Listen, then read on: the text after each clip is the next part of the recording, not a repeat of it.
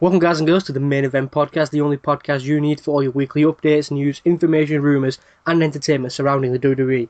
As always, we're Razat, Imran, and Arif. How you guys doing today? Brilliant. I am brilliant. It's been a brilliant week of wrestling, and I can't wait for this podcast to begin.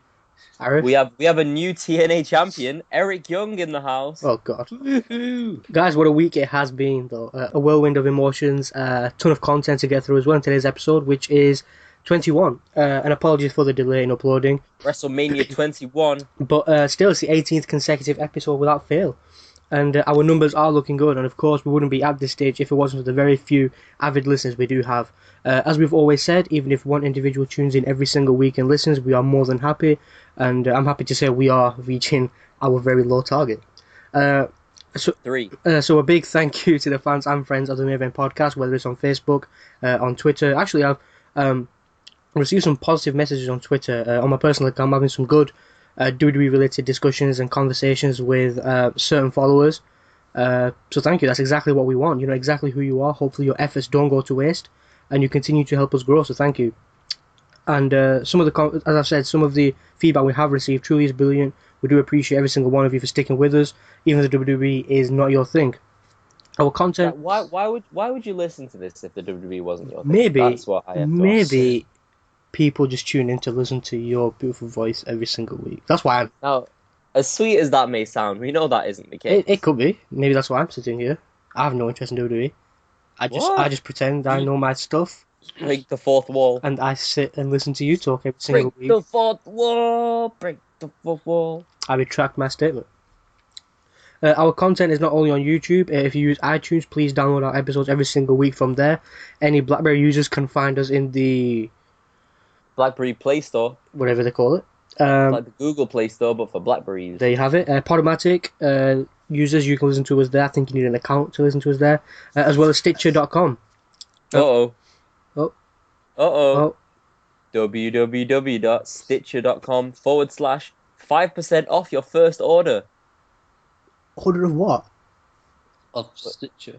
Of Stitcher, yeah, exactly. Oh, fair point. As I 5% said, off nothing is still nothing. as I said, Stitcher.com. Obviously, his link won't take you anywhere, but there's 20,000 plus radio shows which you can listen to us or anyone else on the go. No, you don't need to. You don't listen need to to. I'm just saying No. it for the sake of 20,000 radio shows, but only one is interesting. and that's the Main Event Podcast, and we are in the top 10,000. Well, actually, last week we were roughly 7,000, 7,500, 8,000, somewhere around there. This week we have increased once again, somehow, to 6,206. We are in the top 6,000 out of 20,000 plus radio shows. Well, we're not. We're 206. Oh, come on, don't be places picky. off. Don't be picky. The top 6,000. Again, whatever it is, 206, that is incredible. I have no idea how We're not 206. He is really 6,206. We have fun here at the Main Event Podcast. I have no idea how that is even possible, but somehow you guys are managing to do it. As always, we want to hear from you in any way and every way possible. Like us on Facebook at the Main Event Podcast. Like I said a little earlier, some followers are discussing WWE things with me, which is great to see. I love talking about WWE. I'm sure you guys do. Arif, there is one individual that's talking to me. She's a massive CM Punk fan, so I'm sure you two will get along and you can share your disappointment together. Awesome. Send your emails in. Yep, tmepodcast@gmail.com. Arif will read the emails out. I will. And of course, please visit our website, www.tme-podcast.com. Tango Mike Echo podcast with a P.com. You're not going to find any latest content on there. The website is just... No, I was phonetically sounding them out. Oh, okay. T for Tango. No, I mean... M for Mike. No, I mean our website in general. Oh. Our content's not that... That's fair Yeah, enough. it's not the latest content. When we do have more time off, we will probably not add more things onto it. So yeah, please do get in touch. We'd love to hear from you more and more time goes by. We want your Hashtag blame Imran. Yeah, that's our official tag now. Blame Imran. Hashtag blame Imran. Trending worldwide right now. Please do get in touch with us. We'd love to hear from you more and more as time goes by. We want your questions about us, our thoughts on WWE, favourite superstars, pay-per-views, thoughts on current product, our never-ending love for Damien Sandow, anything and everything. Sandow. Oh, Sandow. You ask and we... He did well at WrestleMania, didn't he? Let's not I believe someone picked him in their in their choice for the Andre the Giant Memorial Battle Royal, and it wasn't Razak. Surprisingly, yes. It wasn't I was Razak. just wondering. I'm sure I didn't pick it. Anyway, we will get to that a little later on. And of course, our newest feature, as I've been saying for the past few weeks, we do accept requests from you guys. Fill out a simple application form. Creepy Mysterio will sing you a very, very happy birthday. And we do hope you stick with us as we continue our journey to become a top or a recognizable WWE podcast. Now, regarding that application form, you do have to go pick it up. It's called the RM619 form. Yeah. You have to go get it from your local Tesco's, Asda, or Main Event Podcast store. When you walk in, obviously ask that you want the RM619 form. They may look at you weird, but stand your ground. You'll get at the end of the day, you're going to get the application form, no matter how many Exactly. evil looks you get. Or send us an email. I guess it's same thing. Yeah. Same thing. But it's more fun with an application form. Yes, definitely. Right then, we have a lot of stuff lined up for you today. Especially this week, we have reviews, news, and of course discussions on certain things. With WrestleMania 30 and the following Raw, you can imagine just how much there is to get through. But we are here, even though it's a little late. Now then, I apologise that we have to begin on such a sad and negative note. It's unfortunate, but these things do happen. This week there will be no SmackDown review, due to the amount of stuff we have, and hopefully Imran can incorporate 2 into 1 next week. 2 into 1. Hopefully, if he's feeling generous, he can treat us. Or back to normal regular scheduling. Regular schedule. Regular schedule, that sounds okay as well. I'm sure I'll get over it. You like the greatest review of the worst wrestling show. Oh, I love it, but it's everyone loves the greatest review of the worst wrestling show. I love it, but obviously this week it couldn't happen for certain circumstances. This week we get 2 reviews of 2 of the greatest wrestling shows. Yes, what better way to start with the grandest stage of the world with WrestleMania 30? Standing in the Hall of Fame. Oh no, I pressed the wrong button. Sorry. let me just get this here. I don't have the WrestleMania music. Never mind, because we're gonna start off with the pre-show anyway. And it's the Usos taking on Los Matadores, Ryback, and the Real Americans. Imran, what were your opinions of this pre-show match?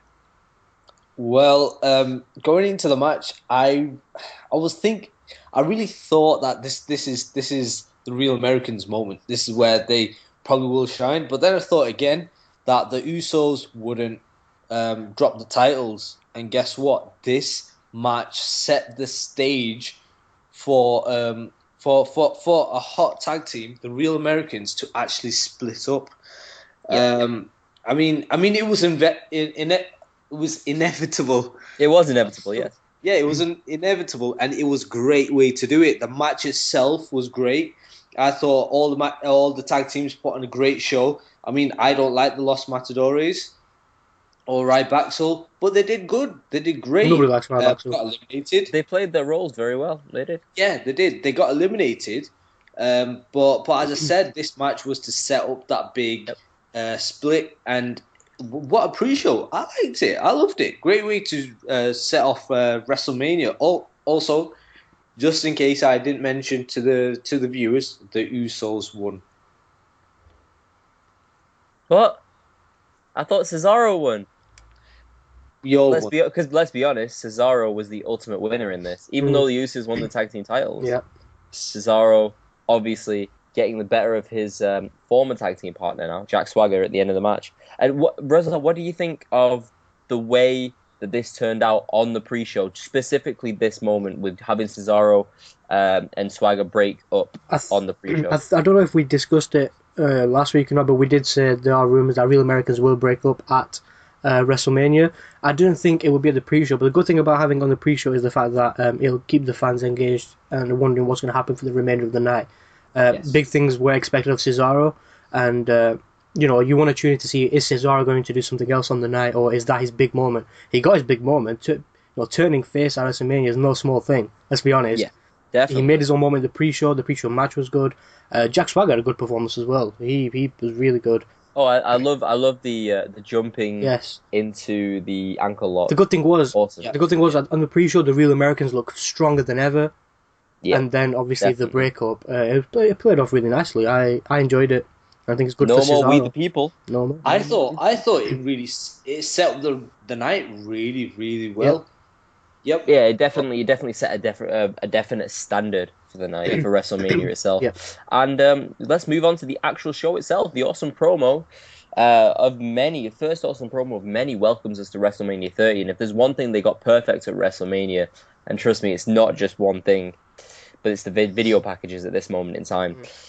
It's the biggest event of the history in professional wrestling. Out comes Hulk Hogan to a ridiculously packed out 75,167 strong crowd here at the Silverdome. Sorry. Superdome, brother. Hogan botches the name of the arena as the crowd seems pumped up. Out comes Stone Cold Steve Austin to a huge reaction. Epic moment already, and it only gets better with The Rock's appearance. Netting Imran 3 points to put him in the lead for the first time tonight at 6-3. Obviously, you both got points for the Usos retaining. The three superstars take a drink as time stands still. Opinions, Rosa? I didn't expect the three of them to meet in the ring. Obviously, we knew The Rock and Stone Cold were going to be there on the night, but I didn't think they were going to have that epic moment with Hulk Hogan. The first thing was, I don't know why, I just felt more into it when Stone Cold Steve Austin came out, because you've never seen Steve Austin and Hulk Hogan face to face. It's the one match people have wanted to see, and the way he came out, it just looked as if he's not going to acknowledge him as one of the greatest ever, but he did. And obviously with The Rock's appearance, it did make it a little bit better. They talked about how John Cena is looking up to Hulk Hogan, and how Daniel Bryan's looking at Steve Austin, because the storyline is pretty similar. And Big E's looking at The Rock. Yeah, we can go with that. If if that's how it is, we can go with that. I thought it was a great moment. That segment was going to go down in history as well. Simple, just three legends, cans of beer, and I think it was a great way to start off, the 30th anniversary of the show. Imran, did The Rock's appearance dilute it in any way? No, not at all. Not at all. I mean, having Stone Cold and Hulk Hogan there, but adding The Rock just made it so much special. It was that wow moment. I think because I was expecting The Rock to be on on the Titantron or something. I wasn't expecting him to be there live, but to shock the world like that and be at WrestleMania again, all them three, it was massive. I think it was on the news, Rosa, where you said that Stone Cold might have signed something, a contract to do something big, and well, I was hoping that he wouldn't be involved in any of the storylines, any of the matches, and what better way to do that than, but having this starting off WrestleMania like this, it was immense, immense. Oh, definitely. I think, I'll be honest with you, I think The Rock's appearance took it away from Stone Cold and Hulk Hogan and the idea that everyone wants them two to come together in the ring and do a one-on-one match. But then obviously The Rock was there. Oh no, of course. But then The Rock was there to talk up both Stone Cold and Hulk Hogan, and I think he did that perfectly. I think that's all we ever needed him to do in that segment. I would have been annoyed if I would have been annoyed if it worked out any other way. But the way that The Rock came out and basically gave props to the two biggest superstars of our generation or of any other generation. Agreed. Yep. So the first match of the night involves Triple H and Daniel Bryan. Let's talk about the promo and the entrance for Triple H first. And Imran, I think you're probably the best person to talk about the promo, because, let's be honest, we've been talking about this for the past week. What did you think of the entire background on the match itself, the Triple H Daniel Bryan match? Well, going into the Raws, yeah, it was slow. It was boring. There were moments where we saw glimpses of this could be a great match, great storyline, sorry. But the build-up of it was just slow. It was just kind of boring. But when this promo kicked off, the match, it set everything alight. It brought everything back, and there was so much emotion. Yeah, I agree. I agree. Usually, fans are quick to give Triple H a lot of stick, aren't they? But I think there's no one better to have dragged the storyline out better than Triple H for the past 6 months. Yeah. And the entrance itself, when Triple H took off his mask headgear and wow, and then he was just staring into the camera. Even the crowd Just were all taken aback. Reminded us of what he really is. He is the King of Kings, isn't he? The first entrance of WrestleMania, the first match of this WrestleMania, and what a way to kick it off. Yep. I thought it was brilliant, but it was a shame though Daniel Bryan never got his special entrance. But I think that ties in really well with the idea that the Authority are holding him down. Exactly. Yeah, he doesn't get a special entrance. He doesn't get he's normal. He's a normal superstar. Exactly. He's a B+ player at this moment in time. Yeah. That's good. According to them. See it like that. That's good. Told a very, very good story. Stephanie first obviously introduces her husband, who comes out to a Thor-like entrance before Bryan. Bryan yeses his way out to ringside, and then we get the possible match of the night candidate right here.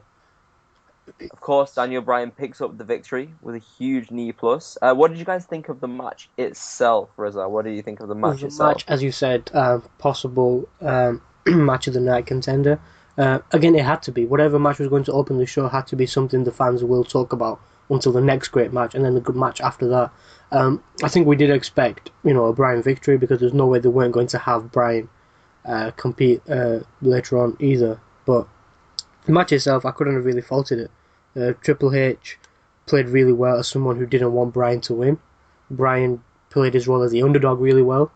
And I think even Stephanie. Yeah, as I was saying, even though her ridiculous attire was ridiculous, it made no sense. Exactly. Business up front, shorts at the bottom. It reminded me of the Attitude Era, Steph. And you know what? She did really brilliant in this. She played her role really. She stepped up. Yeah, her role was really accurate as well. But yeah, she's all grown up now. I was impressed. That's what I'm going to say. I was really impressed with that match. Yep. Again, what a freaking awesome way to start off WrestleMania, but with this match. I mean, Kickoff. Yeah. Phenomenal win for Bryan. Triple H showed that he is actually an epic superstar. Yep. I mean, there was. I don't know, the actual match. He was like the final boss, but tonight he wasn't the final boss because Batista and Orton were the final boss. I think when you look at it, people again are quick to stick the boot in on Triple H, saying, "Oh, he buries everyone," but he let Bryan have his moment, and it just shows Triple H, he might occasionally make the wrong decision and bury an opponent, but it's not always the case, and I actually respect him for that. Yeah, I mean, he had to be the bigger man and let Bryan have his WrestleMania moment. I mean, I thought Triple H just plotted that match so well. I mean, working on Bryan's arms, going for the crossface a couple of times. Oh, definitely. Then is it called the chicken wing crossface a couple of times as well? Yeah, the crossface chicken wing. Bob Backlund. Yeah, I liked it. It was awesome, and what a way to finish off the match, but with the flying knee to the face. That pin John Cena. Pin John Cena, yep, aka the knee plus. After the match, however, Triple H attacks the arm of Bryan to injure him before competition later. Both of you get the point here, and Imran is up 9-6. Arif, I'm sure you mentioned something that along the lines last week, that Bryan will be injured, let's say, and he will... So I think my theory of the week from last week was 90% true. 90%? 90% true. It's just the final appearance, the one that let it all down. Anyway, we'll get to that. I've definitely mentioned that. The next match opens up with Road Dogg and Billy Gunn. Oh, you didn't know who? Because they are old. And they come out before being rudely interrupted by the Aces and Eights from TNA. Sorry, it's the Shield, because they're wearing these balaclavas and bandanas. But they pull it off better than the Aces and Eights. Yeah, of course. Out comes Kane. And in the blink and you'll miss it match of the night, the Shield pick up the win with a triple powerbomb on both New Age Outlaws. So both of you gain points. It's 12-9 to Imran still, and one step closer to Scooby-Doo Rosa. Would you guys like to discuss this match? Obviously there are certain circumstances which I will mention that had to make this match a lot shorter than it was. I thought the reason that it was shorter, I think obviously it's good to mention what they are. I think Billy Gunn was injured during the course of this match, but I thought that happened at the end. Yeah, exactly. That's not the reason it was shortened. Why was it shortened? It was just time constraints. I think they wanted to make sure every other match has enough time, because this didn't really mean a lot. He got the The squash match. yeah, he got the Shield over, and it's exactly telling you how the new guys are, dominant. But yeah, True. as in The new guys. like it could have been 5-10 minutes, it still would have been good. But to have him pick up a dominating win like that's only good for the Shield. Mm-hmm. That's the I thing about it. I think the other thing is, like, let's be honest, Kane, he's not the old Kane. He's very, very stiff. Billy Gunn, same thing. Road Dogg, he's good, but he can't carry the whole match for his team. They So should have brought in the Ascension. That's what we thought, didn't we? 2 weeks ago, 3 weeks ago, Yep. that yeah, But the New Age Outlaws wanted to work, and you can't fault them for that. They are a legendary tag team. I think Oh, of course. they wanted to work with the Shield. They've had their moment. Who knows? The Ascension can probably feud with the Shield later. But I enjoyed the finish to that match. The triple double powerbomb. Yes. yes, That different. was, I don't know what to call it. 2 times triple. I have no idea. I just called it off the top of my head. But A triple 6 double. times. I enjoyed that. It was a really good finish. Even though Billy Gunn did unfortunately get injured through that, but I enjoyed the finish. Wish him a speedy recovery. Yep. The Andre the Giant mess of a match begins, and nobody gets any points for this. The last two in the ring are Cesaro and the Big Show, where Rezov's first pick gets dumped out by the Swiss Superman via a Hogan-esque power slam. Imran, thoughts? What an amazing body slam! I mean, he Wow. just picked up the Big Show and Held dumped him. over Held him there. with amazing ease as well. I mean, talk about WrestleMania moments. Yep. This is a career-defining moment. Straight away after the pre-show, I thought it was wonderful fit. I thought it was brilliant. I loved it. Cesaro picked up the trophy, and it seemed like he struggled more with that than he did with the Big Show. I think just to replicate what Imran said, he obviously has created his own moment at WrestleMania, similar to Hulk Hogan body slamming Andre the Giant. But exactly as I said as well, he just picked him up with ease, held him, he just dumped him over the top rope like he's nothing. That's what we expect of Cesaro, though, isn't it? Obviously, he's the strongest pound for pound man on the roster. But yeah, if we thought Cesaro had his moment in the pre-show, Yep. we were wrong. Only thing, though, I have 2 major negatives about this match. One being that there was no real memorable spots apart from the body slam And the Kofi Kingston. Kofi pull over the rope and Kofi saves himself moment. That was genius, though. I really like that. Yeah, that came across really well. But then Well, the he's thing only is- got a certain number of spots he can do. And does this mean like there's one less for a Royal Rumble in the future? Who knows? Never know. But the other major negative I have, it had 31 superstars, not 30. Yeah, Cesaro was the one in 31. And boy, was it a good one, wasn't it? Cesaro is the one in 31. But yeah, that match itself, obviously we knew it was going to just be a big free-for-all at the beginning. When we finally got to the final 5 or 6, I think it was still tricky to see who can actually win this. And obviously Big Show being my first pick, my eyes were on him like, okay, he's going to do it if he's down to the last 5. But yeah, Cesaro surprised me. I am glad he surprised me. And yeah, I enjoyed it. And it's still 12-9 to Imran. Yeah. Bray Wyatt gets a wicked entrance with live music and a Bane-like jacket as he gets to take on John Cena. Bray and Cena have an awesome match. Ruzza, why don't you kick us off with your viewpoint on this match? I thoroughly enjoyed Bray's entrance. Creepy. Live performance was good. And I think I recall saying to one of you that having a live entrance would kind of take away from Bray's gimmick. I was wrong. It made him look that much better. The attires were good. So I think the actual build-up to the actual match on the night was incredible. Actual match was good. I'd say apart from the Triple H and Bryan match, this is probably my match of the night contender. In an article as well, I wrote it. Cheap plugs already. In an article, I wrote it that if you're going to try to impress somebody, you'd pick this as the match to watch. Impressed with Bray, impressed with Eric Rowan and Luke Harper, even though they had a minimal role in the match.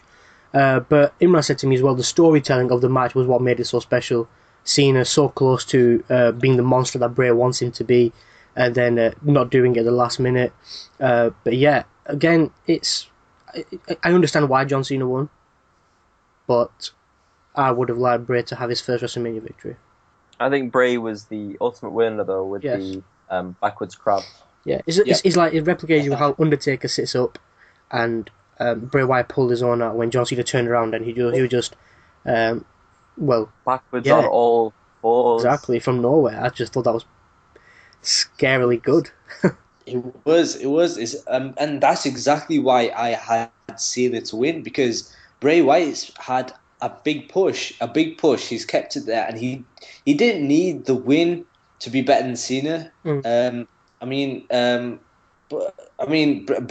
This was Bray's match to go over Cena, even though he didn't get the win. But from story point, I thought it was immense. I thought it was brilliant. Cena as well, sold the story so well. But I understand. Why do you sound surprised? Yeah. I don't like Cena, but he's immense in the ring. He's quality. He's continuing to, like, fair enough. I don't know if it's just me, but he's changing my opinion on him. He's breaking the walls down. Yeah. And I'm starting to like John Cena. As in, I don't think it was up to him to beat Bray Wyatt. I understand why he beat him. He's lost like the last 5 pay-per-views. So it's understandable that he won, but no matter who Bray was against, I would have liked to see Bray have his first WrestleMania win. That's the only thing. But as I've said, he was the ultimate winner on the night, regardless of the loss. Yep. The thing is with Cena, the reason why I hate him is because he's a very childish character. But this character that we saw, where he actually hesitated to use the steps, the chair, this the Cena that I really love seeing in this match. From a match standpoint, story standpoint, wrestler standpoint, I thought it was immense. I mean, he's had some of the best matches over the past 3 or 4 years. Yeah. I mean, look at his feud with CM Punk, Daniel Bryan, Triple H, Shawn Michaels, people like that. He's had immense matches, and he tells the story very, very well. It's a shame that it seems like you sound surprised by it. Yes. Yeah. That's all it is. I still believe this match belongs to Bray Wyatt, who has been one of the best superstars this year so far. You can't count John Cena out. He was better than Cena. I thought. Anyway, John Cena wins, so it doesn't matter who's better. Rezal loses out again. Sadly, Imran takes a 6-point lead. It's 15-9 now. Wow. Is he going to bring it back? Maybe he is, because in regards to special appearances, Rezal picks up some points. Albeit only 2 with Ron Simmons turning up backstage. Good shout though, wasn't it? Let's be honest. Let's be honest. 15-11. Undertaker takes on Brock Lesnar. Reza, go ahead, please. I think I speak for everyone, or the majority of wrestling fans, when you think that The Undertaker and Brock Lesnar's next. You just sit back and you think, okay, this match is safe. We know The Undertaker's going to win. There's nothing to worry about. And let's start with the entrances. Brock Lesnar, a good entrance, looked good as well. Paul Heyman continued to give his pep talks. The Undertaker's entrance, a little long, but I loved the caskets. From 1 right up until 20, even Brock Lesnar's casket, which burnt. And CM Punk's name was there. If that's for you. Yeah, we know it. But... that's for you. And but yeah, there he was. He was in there. He was in there, just waiting to appear. The actual match, I have to say, I was a little disappointed by. No, I don't blame either of them. Obviously, we hear the Undertaker did suffer a concussion quite early on. Undertaker didn't look in the best of shape compared to previous WrestleManias. Brock Lesnar was a really physical superstar, as we expected. And but yeah, I said last week to Imran that whoever takes on the Undertaker every year is going to get closer and closer and closer to ending it, and Brock Lesnar came the closest. In fact, he ended it, and I think everyone was shocked, surprised. You could tell by the silence in the Superdome how much that meant. You could tell by people voicing their opinions online how much that meant, how much people were against it. I was against it for about 20 hours myself until I came to grips with it that Brock Lesnar probably is the best fit to end it.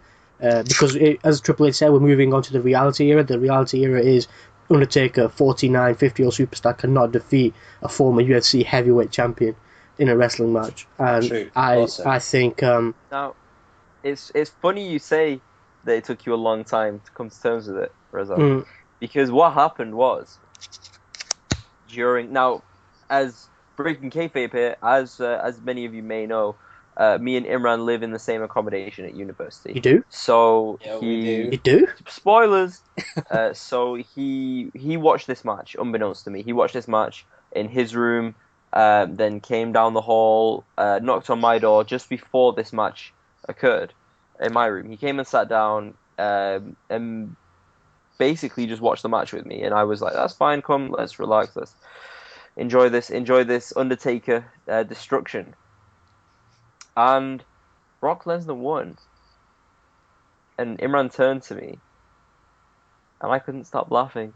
I was the happiest person in the world I because was in tears. yeah, He but was this was the laughing. best thing that could have happened. They royally screwed us. as I said, it took me time, but then obviously after a good night's sleep, or not so good night's sleep, I woke up 4 hours later, still coming to terms with it. Like But who would have thought that the Undertaker would lose? the WWE Nobody yeah, would realize. the WWE No. pulled the biggest swerve of all time. Yep. They wanted to shock the fans. They've done that no matter how much Oh, people, if you look in the crowd, they definitely. yeah, no would. matter how much the fans hated it, or they still do. Brock Lesnar is mean- the only fit person to do that because he is the beast incarnate, as Paul Heyman says. This obviously solidifies Brock Paul Heyman as the greatest manager of all time. No matter who says Bobby Lesnar. Heenan, I still think the man who helped the streak end is the greatest manager of all time. Brock Lesnar, more relevant. The streak's going to be more relevant with Paul Heyman still here than anyone else. And I think it was realistic and a fitting end for The Undertaker as well. I mean, But the match was terrible. I'll just get that out of the way. The match, the match was terrible. The match was boring. The match was stiff, stale. The worst match of the night, probably. Yeah, but saying that, the streak, the WrestleMania streak, the Undertaker streak, was one of the biggest things in wrestling, right? And this moment is the biggest moment in all of wrestling. The moment Undertaker lost that streak, and we got to witness that on WrestleMania 30. What do you think? What do you think of the fact that it was Brock Lesnar? I mean, Brock Lesnar's been beaten by other streak losers such as CM Punk, Triple H, and the like. So, did you not think it kind of didn't really make sense, or did you think that it was more a fact that the Undertaker was older, Brock Lesnar Yes. was stronger, better, faster, harder, never over? And the fact that they've had animosity previously as well. So Brock Lesnar brought his kayfabe A game to the fight. Undertaker has never had the better of Brock Lesnar, even through his American badass gimmick. That's so true. He's That's so never true. been able LNSL to- matches. Yep. But yeah, I think it was the best thing to happen. Undertaker has said he didn't want the streak to be bigger than the wrestling, and it was well on his way to becoming that. Oh, definitely. It was to it was the mainstay of WrestleMania. to have it end. The good thing is Yeah, it tells us like what else can the WWE do now to have as the iconic moment of WrestleMania. I don't think anyone else is going to have a streak Well, to end I mean, Undertaker's. there's only two things that are bigger than the streak: death and taxes. Oh, So, yeah, as the Undertaker said. Live death matches. Live tax matches. WrestleMania does your taxes. Yeah, the loser pays both taxes. That's Yep, what they that's should it. do. But Yep. yeah, I'm Is at the tax office as we speak. To finish off with that match. Personally, no, I'm happy that Lesnar ended it. Who knows if Undertaker's gonna have one more match? Obviously, there's one name out there that still wants him, and Kane. and yeah, I'm pleased that the streak has ended. And I'm 50-50. I am saddened. oh, I think everyone as is. like the rest of the wrestling world, but I am I'm grateful we got to witness a streak such as this and a fitting conclusion, I think. Yeah, definitely. I mean, for the past 3 or 4 years, The Undertaker's either been hobbling out of WrestleMania or taken away on a stretcher. I think one match a year for him is not even possible anymore. And so, especially at the level that he likes to wrestle at. And so Yeah. I think this was probably the best time to do it. Was it the best person to do it? I don't know. But it was definitely the right time. Yeah. Yes, yeah. I think no. Going back to something Roz actually said to me back in 2010, the Undertaker was at UFC pay-per-view at a Brock Lesnar You want UFC to do event. it? You want to do it? Yep, Obviously, and Lesnar didn't want to do it, did he? And, yep, and back in 2010, Undertaker did say if there's anybody who's going to break the streak, it's going to be Brock Lesnar. And you know what? Lo and behold, it was Brock but then Lesnar. again, saying that, he also wanted Kurt Angle to end it, and they didn't. Kurt Angle He was never wanted going Randy Orton to end Brock it. was the only one Yeah. who was. He wanted Orton to end it at one point as well during his Legend Killer days. Do you not think, though, giving it to a part-timer like Brock Lesnar was a bit of a waste when they could have used it on Roman Reigns or I think with Roman Bray Reigns Wyatt? is there's a massive risk to take because Brock Lesnar's already done what he needs to do in WWE. He's been the youngest WWE champion. He's destructive. Whereas Roman So Reigns, what as- can he do in the future? They can't use this in a sense. I don't think it might be. In a way, it does matter. In a way, it doesn't because Roman Reigns, as good he is now, there's no knowing what he can do in the future, which could get him the sack. There's no knowing what Bray Wyatt could do, which could get him the sack. But then there was no knowing what the Undertaker could do, and they made him win every single WrestleMania. I think take that risk on Roman Reigns and make him into the new streak by making him defeat the old streak would have been I don't think immense. I don't think they're going to have another streak because they wouldn't want to take. As in, someone might come really close to 21. Who knows? But I don't think they're going to have anyone replicate that streak purely out of respect for the Undertaker. Seth Rollins 2-0. Michael Cole 1-0. He's catching up. Oh god. Catching up. Anyway, let's just end this segment because I think we've talked about the streak quite a long time. and it's over Deservingly now. so, though. Really. Definitely, no, Massive. definitely. So yeah, neither of you get the point. Then again, one As minute. Lesnar wins. One last thing. Last week we were laughing at Imran for actually thinking hard about this match. We were like, seriously, you're gonna pick? But then You can. ultimately he fell Yes. to peer pressure Exactly. and picked the Undertaker. So No, I think we should actually- laugh at Imran for Actually- choosing that. Actually, to be honest, I was thinking hard. It was a bit of an act. Fair point. I wasn't actually thinking hard. You didn't have to. What? You didn't have to say that. Yes, I was trying to build something, build dramatic tension, but obviously it broke my heart. Fair enough. So yep, it's still 15-11 to Imran, and AJ Lee retains her Divas titles. Imran wins again, 18-11. Wow. So Reza, you need to get 7 points from one match. Okay, let me tell you how this is possible right now for you. You can get 7 points if Daniel Bryan wins, and both The Godfather and Chris Jericho appear It's possible. in the main event. Tell me it happened. So let's see what happens. In the final match of the night, Randy Orton faces Batista and Daniel Bryan in a triple threat match for the WWE World Heavyweight title. Imran, what are your thoughts on the main event? The main event was extremely fun. Did it not suffer from, obviously, the previous match? The previous two matches. Okay, even. fair enough. I was still kind of confused a bit. I felt a bit scattered in emotions. Yeah. Because the Undertaker's loss, but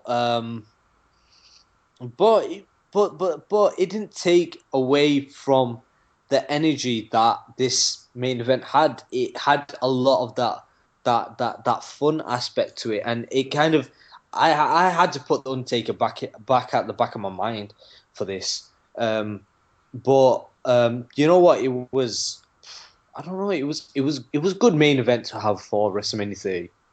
It was very reminiscent of the Chris Benoit, Yes. Triple H, Shawn Michaels match, where Michaels and 10 years ago. Triple H put Benoit through the announcers table. That was a really good spot, wasn't it? Oh Out wow! into And then the Orton landing on the monitor.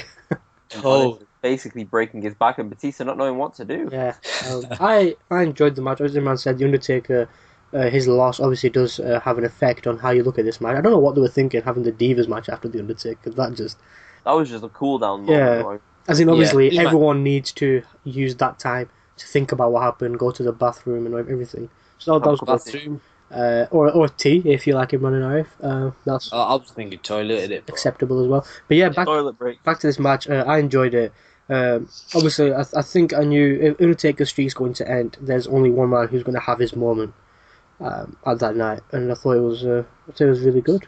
But the thing is, what I thought made the match absolutely brilliant was Triple H and Stephanie McMahon running back in with the referee Scott Armstrong. Yes, that was good. Yes, Crooked ref.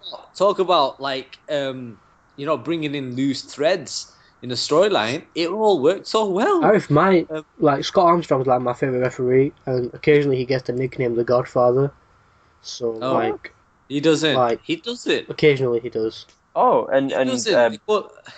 Jericho once had a feud with Triple H, so I guess you get the points, and we get a draw, which means that Reza, you still lose. But Jericho was the undisputed champion, and Daniel Bryan's the undisputed champion, so it kind of. Look at you trying to bring in loose threads. I accept my loss, even though I won with Daniel Bryan.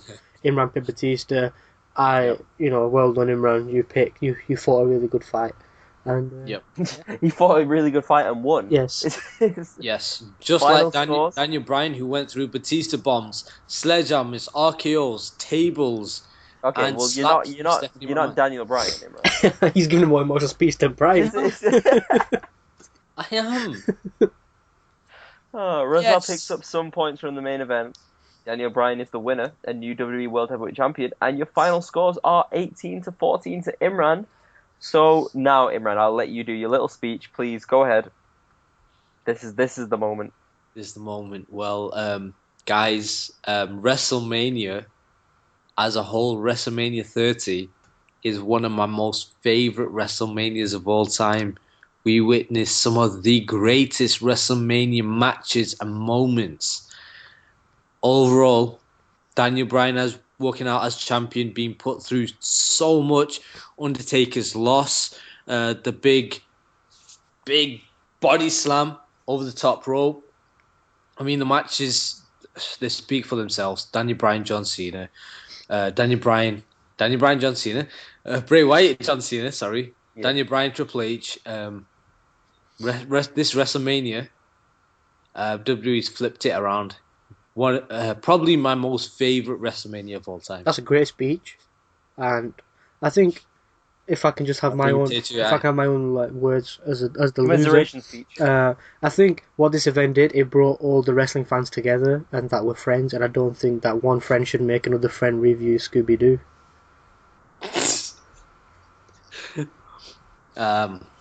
Rosa, but we're work colleagues. Yes. So I review Scooby Doo. Friends. So the rules for next week, Rizzo. Oh God. Eagerly anticipated are: you have to review the new Scooby-Doo movie in its entirety from start to finish. Oh. I want full storylines. I want acting. I want voices. I want emotion. I want tears. I want blood. I want sweat. I want pure love for this movie to come through on the podcast next week. I want a full 10-minute to 15-minute review. How long is this movie? Probably like an hour. Oh God. An hour and a half. You may have to watch it twice to fully appreciate it. Next week should be fun. Next week should be fun. And unfortunately, that's WrestleMania, guys. But I guess it's time to talk about the Raw afterwards. Yes. After a truly unbelievable night in New Orleans at WrestleMania, we get the reset show with the new WWE World Heavyweight Champion, Daniel Bryan. Bryan hardly gets a chance to speak as the Yes chants ring through the arena, and an interruption occurs by the Authority, who stand on the apron and talk about last night. Triple H says that he will face Bryan in the ring tonight at the end of Raw to end this little charade. And after a short while, the Authority are joined by Randy Orton and Batista backstage, who reunite Evolution before just the three of them and Stephanie, aka Rick Steph. That was my little joke for that. I don't know if it's Rick Steph? Rick Steph, woo! No. It's boo! No. Boo! No. Boo! No. Do you get it? Because I'm saying boob. Up next, the Wyatt family out for revenge against John Cena, Big E, and Sheamus. Bray picks up the win with his sister Abigail and Big E to end the match clean. And just like at Mania, he's got the whole world in his hands, is sung by the Sheeps. Brock Lesnar and Paul Heyman come out to a chorus. The plural for sheep is sheep. And the plural for plural is plural. Brock Lesnar and Paul Heyman come out to a chorus of boos. Heyman, as per usual, cuts an amazing promo discussing the factual information that Taker was treated for a severe concussion as a result of the war last night. Brock Lesnar is the 1 in 21, it's said by the Walrus, as the crowd begins to what Heyman. Heyman then flips this on its head, however, speaking incredibly slowly to get his point across. Brock Lesnar is the 1 in 21 and 1, which leads to cheers ringing out around the arena for the Beast incarnate. Yep. Orton and Batista take on the tag team champions now in a tag team title match, and it ends up just being a beatdown on the Uso for 5 minutes. Wow, that was pointless. We get our first return to Raw as Rob Van Dam comes out. Hey, and look who he's facing, the already prepared Jobber City Damien Sandow. Damien Sandow. Damien Sandow! My name is Rosa, and I think Damien Sandow will be world champion by the end of 2014. I didn't say that. But you just did. Oh, I'm Money in the Bank. Oh, I'm going to win it. Oh, I'm going to beat John Cena. Oh. RVD picks up the win with a 5-star frog splash, further cementing Damien Sandow's place in Jobber City. He's got a 1-bedroom apartment. Will he get evicted from his own home? Well, let's find out later. And this is followed up by Wade Barrett destroying Rey Mysterio in a 1-on-1 match too. Rusev makes his in-ring debut and looks extremely dominant against Zack Ryder, winning the match with a modified camel clutch. What did you guys think of Rusev? Did you see his super kick? Wow. Yes. He's a very big athletic superstar. He is, but he wears no shoes, and it's like, come on, man. Just, like, what if there's thumbtacks? That's a risk you take. In this era. The Bulgarian brute. He can take anything. You can take it, yes. I thought Rusev Buchka. Extremely promising. The only thing that lets him down is the fact that he can't speak English, and Lalana. Wait, looks can he actually good. not speak English? Lalana's the attacking midfielder for Southampton Football Club. Lana is his manager. Yep. Yes. I'm gonna Lalana. I'm gonna stay quiet now because of the plurals and bananas. But Rusev and Lalana. hey, I've not said Steph Rawlings yet. That's true. I think he's lucky he's got a good manager who can actually talk and come across as being a bit. The ravishing Russian. Yeah. Lalana. Rusev Crush. It's literally just like that. I think it works though because he's a man of few words, and but she's not really Russian, is she? I don't think so. I don't know. CJ Perry or something like that. I don't. Played it off really well. Yeah, definitely. She lies very well. Anyway, out comes the Ultimate Warrior, and what would tragically be his final appearance in the WWE. I think more about that in the news, but right now he just talks about how the Warrior spirit will live on forever. AJ Lee comes out with Tamina Snuka in a separate segment. AJ calls herself the savior of the Divas division, a la CM Punk, and says that she's the best diva in the world. Cue CM Punk chants. She was loving it, wasn't she? Yep, she was. Oh, she was loving it. That ring on her finger, everything about it was just perfect. Before they're interrupted by Paige. Even better. Paige gets a huge reaction from this post-WrestleMania British crowd. British AJ wrestling loving crowd. Yep. As AJ challenges the Green Diva to a 1-on-1 match for the title. Paige hits a finisher. Does anyone know what's her finisher called? Paige yeah. It's a bit. I put Paige out of a book. That was. It's a good effort. It's a good alternative. I tried. Good thing you asked. And winner and new Divas champion, Yes. Paige. Oh, she's the dual champion now, isn't she, with the NXT? Yes. What? She's NXT Women's Champion as well for now. Is she? Yes. She is, yes. But, guys, she's 21 She's years a year old. older than me. That is, like, ridiculous. Don't believe that. Wow, thanks for making us feel old. From Nottingham, England. Norwich. She's Norwich. 20 years younger than Imran. Yeah. How do you feel about her? 20 years younger than you. And she's Divas Champion. Still have a chance. I mean, I was like 18 when I won my first WWE Championship. But Well- this is just Okay. special. Okay. Well, Okay. when you were given the title, No. subsequently losing it every single pay-per-view afterwards. It's not go down that road. I was champion the most. Let's focus on Paige. Wow, for her first Raw appearance, she came off really well. She didn't seem nervous. She wrestled a very, very quick but good match. Was this not just a match to take the title away from AJ? Was it just to show Paige's dominance? I think Paige is going to be obviously the next big diva. To have it on this crowd this night, perfect way of doing it. Whether it's a punishment for AJ Lee and CM Punk, I don't know. I don't think she cares a little too much. People are still going to love AJ Lee regardless. Yeah, I think there was a time where AJ was going to drop the title anyway. I think WWE wanted AJ to drop the title anyway. And what better way to not give it to any of those stupid total divas Yes. and give it to a real diva?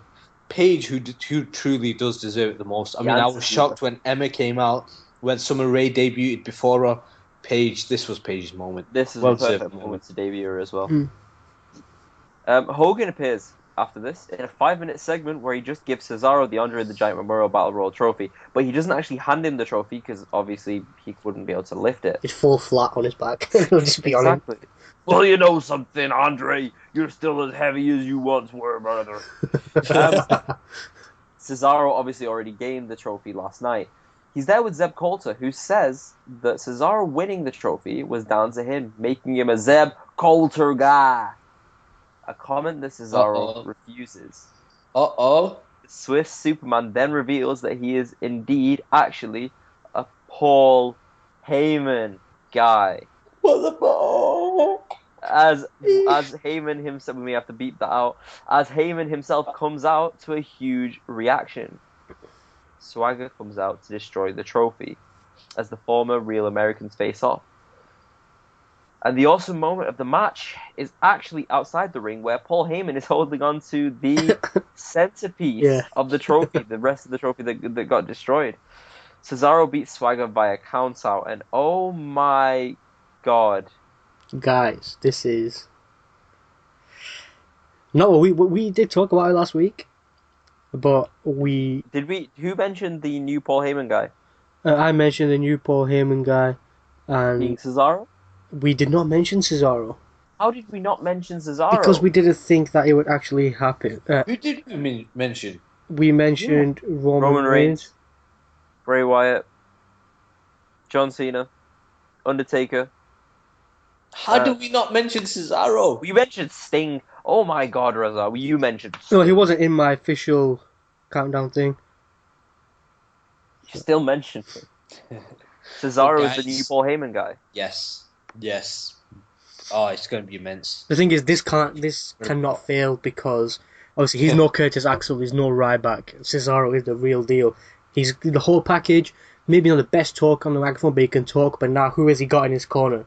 The man who I'm sorry, Zeb. the man who helped. I'm sorry, Zeb. I'm not a Zeb Coulter guy. The man who helped. I'm a Paul Heyman guy. The man who helped end the streak is going to be in Cesaro's corner from here on out. To be fair, I actually thought Cesaro didn't need Paul Heyman because he could talk himself. But the thing that Cesaro lacks is that aggression on the mic, and that's what Paul Heyman brings so good, especially with Brock Lesnar going to be out for like months now. Paul Heyman. Is it not like CM Punk never needed Paul Heyman, but it's just awesome to see them together. Obviously, with the CM Punk thing, CM Punk didn't need Paul Heyman at all. It just added to it. Cesaro, I think Paul Heyman will add to Cesaro a lot more, tenfold more. You could see Cesaro potentially being a huge threat for the WWE World Heavyweight Championship within a couple of months, easily. Considering Money in the Bank is coming up. Oh my days, yes. We'll Money wait and see. Bank. That's it. Just before the main event, Stephanie tries to get Kane and the Shield on the same page. So let's see how this one works out, shall we? Back in the ring, Daniel Bryan comes out to another huge reaction. However, this is short-lived, as Orton and Batista beat down the champ before Kane joins the fray. An RKO, Batista bomb, and a chokeslam later, and Triple H comes out to pick the bones. But out comes the Shield. The Shield and Evolution with Kane face off as Reigns hits Triple H with a spear. 3v3 now as the Shield take out the remaining men before Daniel Bryan hits a knee plus on the COO to end the show. And what a reset show. I never mentioned the promos for Adam Rose, the promos for Bo Dallas. Adam Obviously, Rose. I'll mention that slightly later. Believe. But oh my god. Impossible. What an ending. Wow. Yeah, sorry, what an ending. Yeah. I love the Shield, and I'm really upset that they're going to break up soon. But did this not give them so much more momentum again? I mean, going from a WrestleMania match that was lackluster, Yeah. obviously made them come out strong, but it was very lackluster. This made them so relevant again. They're on Daniel Bryan's side. Daniel Bryan needed people like this to help him out, and this is the perfect group to take on Evolution and Kane, the old guard. Agreed. You know what, guys? I don't even think they're going to go with Evolution Kane. They're just going to have a straight-up Evolution versus the Shield match. And what an awesome match that But then who sounds. faces Daniel Bryan at Extreme Rules? It could be anyone. The thing is, it's in the news, but apparently, if there's no Batista and Randy Orton are obviously the front runners for the title. If they're going to go with Evolution versus the Shield, it will be with Kane and with Daniel Bryan involved as well. That's the plan right now, but we'll see. Don't shoot me down. We'll see. But yeah, I think they should. But what type of match would it be? Would it just be a straight? Oh, you'll see. match? You'll see. Evolution is a mystery. You'll see a little later on. Could change, no one sees. I was just preparing for that, wasn't it? The fool of mystery. I see a line in the sand. That's why I was silent for a This is bit. a new one. No, it's Trying to find out. not new. Who I am. It's just extended version of. It's because they return. Yeah, exactly. I allow you to do that. That's fine with me. But yeah, I enjoyed the ending. A good way to end the night. What a crowd! Obviously, kudos to them. Oh yeah. They were brilliant. Yep. But then again, they were really awesome. they had the reason to react positively because the show itself was good. The show itself was amazingly booked. I mean, they expected John Cena to get booed. He did get booed, but more than the boos, there were the cheers. So that was handled well. There was no match where we had those random chants, those boring chants. That's because of the booking. And what, as we've said, Paige, what way to bring out Paige, to introduce Paige than the fans, the audience that actually know her. Incredible booking by WWE. I think to finish off that, you'd say Cesaro not only had his moment in the pre-show, he not only had his moment by winning the Honor Jam Battle Royal, but he had his moment on the Raw after as well. Do you reckon he was the ultimate winner coming out of this week? He was, by far. He surprised everyone. But he lost the trophy. It's fine. They probably made a replica, or Paul Heyman's probably gluing it together right now. I hope. Just a That small would log. be awesome. Brock, fix the trophy. But yeah, I have one last question to ask, which I am hoping is a good answer. Arif, the first Raw after WrestleMania, as you said, the reset show, what rating would you give this? See, now, why would you have to ask me a rating? Because you know it's going to be a 5 out of 5. Incredible. That's the first one. It has to be. Definitely. By all means, this was the perfect come-down show from WrestleMania. I don't think we've ever had a Raw beyond a 3. Yeah, Would you- I agree. I don't think we I have. don't know if it was just me, but were you guys not thinking that there is potential for Sting to be there? Obviously, there were rumours that he didn't fly out of New Orleans. Hey, him not being there did not Take anything away, I agree. affect the show. They didn't at all. need him there. They didn't need him there. And the fact that, okay, he could be brought on later on is brilliant for us wrestling fans because Sting right now is not needed. And I can't believe I'm saying that. I think without the Undertaker there, it would have been pointless anyway. So, But yeah, the sad thing is... But then where does that leave the Undertaker Sting match? Because The thing is, with Undertaker that, lost. you think if they were fighting for the streak, I think you'd already rule out Sting as the winner. Whereas if there's no streak on the line, just a match between two men, two giants, Yeah, career versus career. Yeah. maybe. It would actually be split down the middle. exactly. Yeah. Then you don't know. But then again, can Undertaker, after Brock Lesnar's performance, wrestle one more match against someone who's 5 years older than him? In a year, probably. Who knows? Well, but that's the thing. Like, Undertaker relied on Brock Lesnar to carry that match. Can Sting carry Just it? like How It's like but then CM Punk. Sting carried Jeff Hardy in that infamous match. That Think was can a couple carry of years- people. But yeah, obviously we'll see how things turn I out. don't watch TNA. I don't want to talk about TNA. But Eric Young is their new champion. It's a No, I rip-off. like No Magnus. character who looks like Daniel Bryan Complete is rip-off. the new champion. Same week as well. That's just Oh my god! I just realized. Wow, it's a complete are rip-off. you kidding me?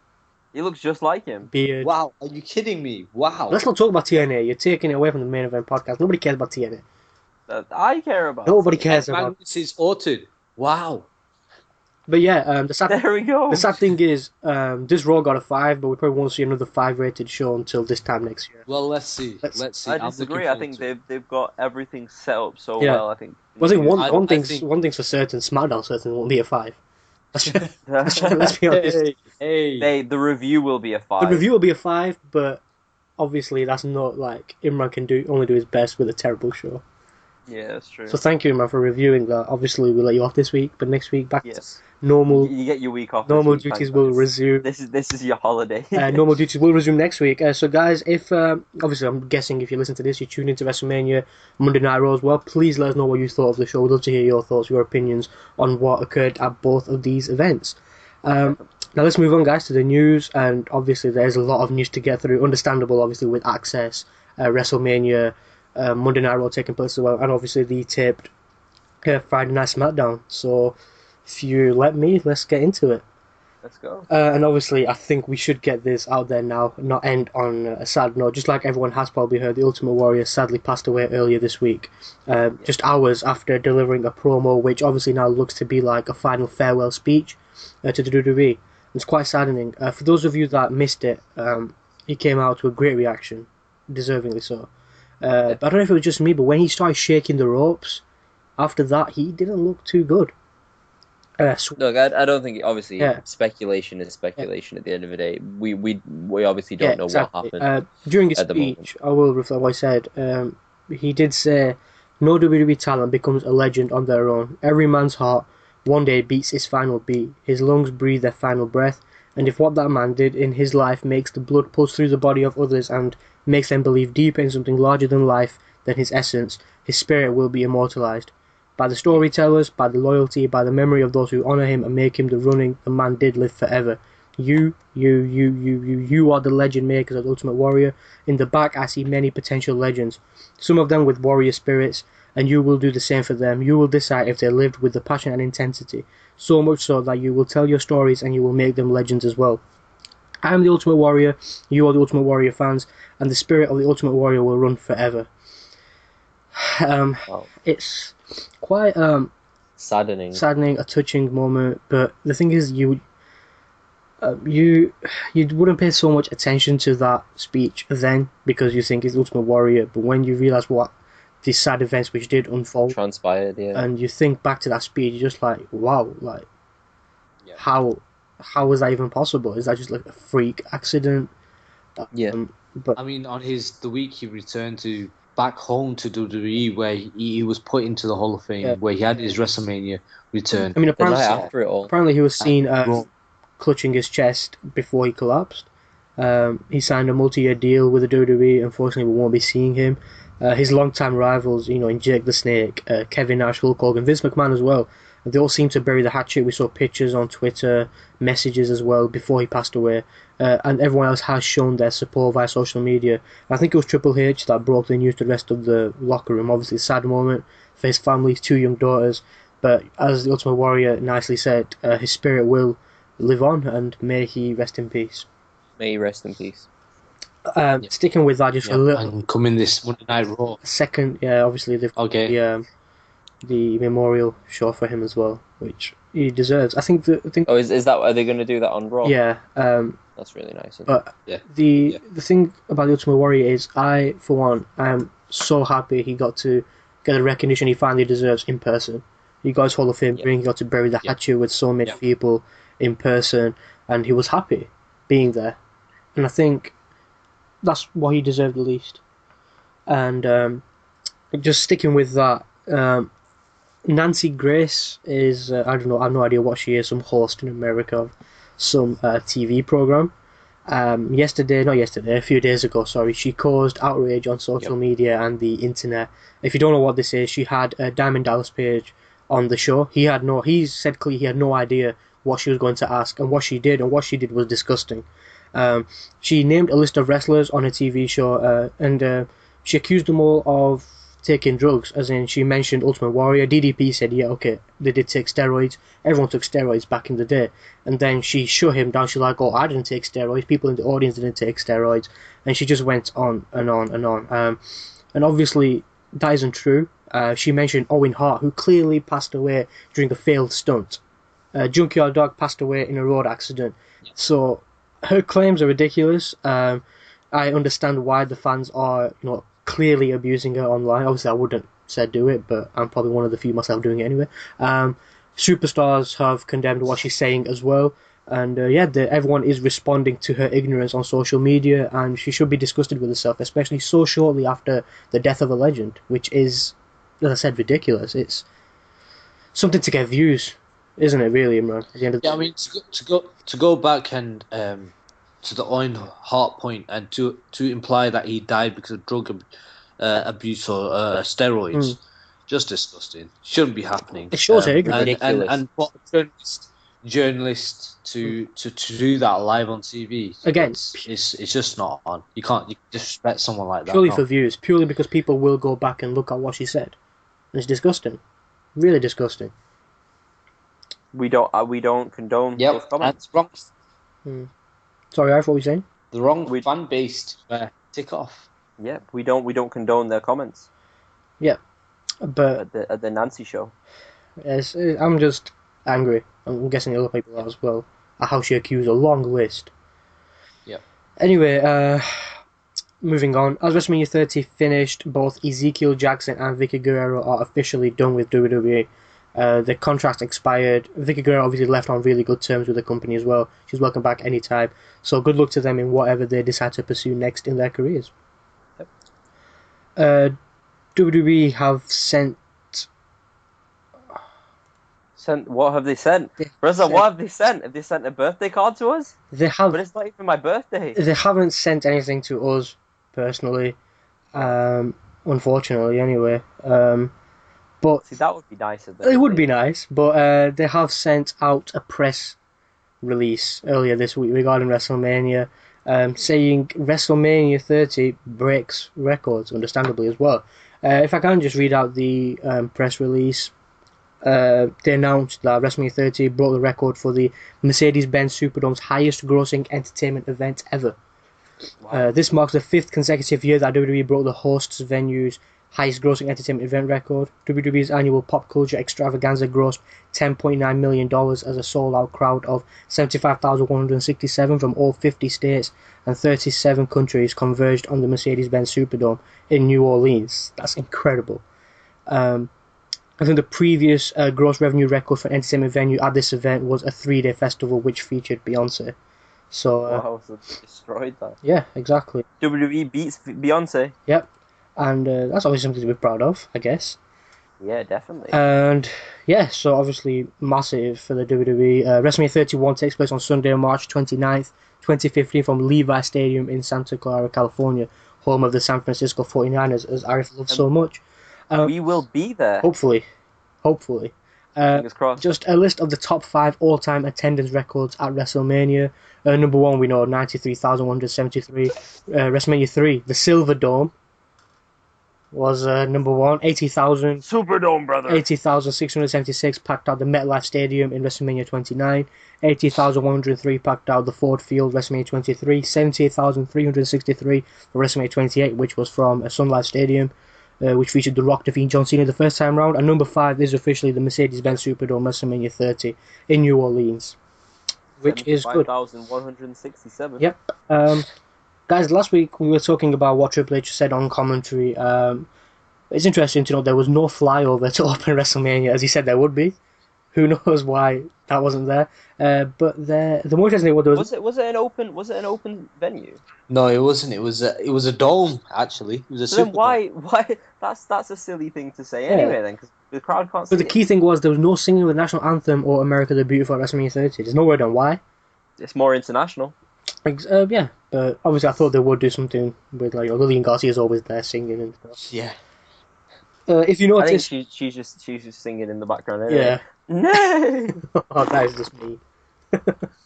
uh, if you notice, there was We some. love you, Lillian. We love you. We genuinely do. If you notice, there were some names that were supposed to be in the Andre the Giant Battle Royal WrestleMania 30 who were not in the match. Christian, I don't think anyone missed him. On the other hand, there were superstars that were not announced prior to the show. Cesaro, David Otunga, Yoshitatsu, Tyson Kidd. Where are the surprises, guys? There's supposed to be 3 surprises. Yoshitatsu was our surprise, really. And neither of you got him. Yeah, come on. Can you blame us? Would we really have gone for it? Yoshitatsu. Well, Imran thought Rusev would. Well, that wasn't right side at least the whole of the current rosters on WrestleMania. Do you think I should get WrestleMania payday? Do you think I should have got like 3 points the same as the Big Show because it came down to the last 2? Nope. Either way, I still lose, don't I? Yeah, but still, nope. A complete list of competitors from the Battle Royal is as follows. Number 1, Yoshitatsu, Brad Maddox, Brodus Clay, The Great Khali, Zack Ryder, Darren Young, Drew McIntyre, Jinder Mahal, Heath Slater, Mark Henry, Titus O'Neil, The Miz, Santino Marella, Xavier Woods, Jimmy Sandow, Justin Gabriel, David Otunga, Big E, Fandango, R-Truth, Sin Cara, Tyson Kidd, Goldust, Cody Rhodes, Rey Mysterio, Kofi Kingston, Dolph Ziggler, Alberto Del Rio, Sheamus, Big Show, and number 31, Cesaro. During the WrestleMania 30 event, as I've pointed out, Triple H's entrance, brilliant. They included 3 women acting as the King's servants. The ladies used for the entrance were NXT stars Charlotte, the daughter of Ric Flair, Sasha Banks, and Alexa Bliss. Stephanie had to stand in the ring and watch that happen to her husband. I mean, maybe that's why she wore such minimal clothing downstairs, so people can pay attention to her instead. Trying to get attention. Then again, you would have wanted to look there. You still look at Triple H. Yeah, of course. WWE Diva Cameron had a wardrobe malfunction during the Divas match at WrestleMania 30. Oh God! I had no idea this happened. I just read Put it. him away. Obviously, you did. During an exchange with Emma, her top completely came off, causing her to roll to the floor and not return to the match. Not like we missed her. And guess who's gonna watch this match over again? This guy. Who's that? You. Sorry, I was for the benefit of the podcast. I was pointing to Imran. Yeah, I just thought you should know that. Reza? You're the biggest Reza? Total Divas fan here. Me? Why would I watch it? You're like Total Divas. Total Divas, bro. No. Total Divas. Ouch! That guys. At least you don't have to review Scooby-Doo, so...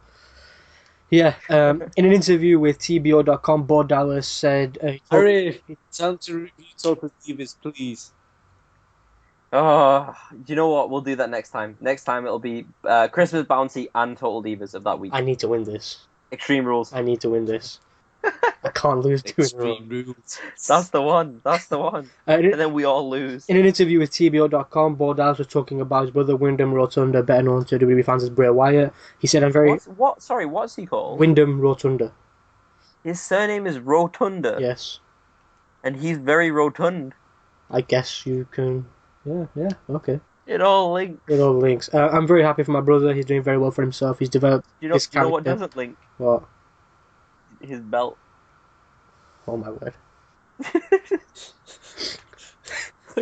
He's developed this character and actually became him. It's a crazy process watching. I still cannot believe Bo Dallas is Bray Wyatt's brother. It seems like the charisma just went to one kid and Bo Dallas was left with nothing. Hey, Bo leave. The thing with Bo Dallas is he's sort of boring. He's good. That's the thing with him. That's his character, Yeah. isn't it? He bores you to boo him, and that's really good. So Yeah, he's that annoying motivational character. as in, did you see on NXT last week? I think it was where he was trying to do his own Bo movement. Like Yes. the fans just turned away. That's the thing that makes actually turned away. it makes it a little unique. But yeah, he is boring. Interesting to see how he will do on the main roster.